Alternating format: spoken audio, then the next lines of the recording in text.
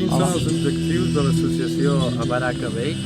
A Baracabà, que els objectius és cooperar amb un petit poble de Gàmbia que es diu Jali i a la vegada difondre aquí les activitats que realitzen o com viuen la gent de Jali, portar-ho, apropar-ho a la gent d'aquí, de Catalunya. Quines activitats i projectes desenvolupa aquesta associació?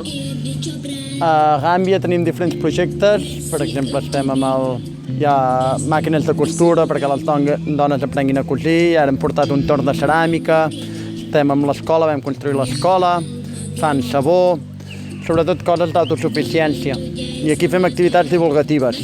Per exemple, avui fem això de Jocs del Món, un altre dia fem Tastets del Món, coses per apropar la cultura africana i d'altres llocs del món aquí a Catalunya.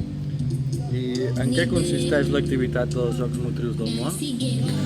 Avui hem apropat això, Jocs del Món, hem construït 4 estacions de 4 continents diferents, Oceania, Àfrica, Àsia i Amèrica, i en cada estació hi ha un joc típic d'aquell país.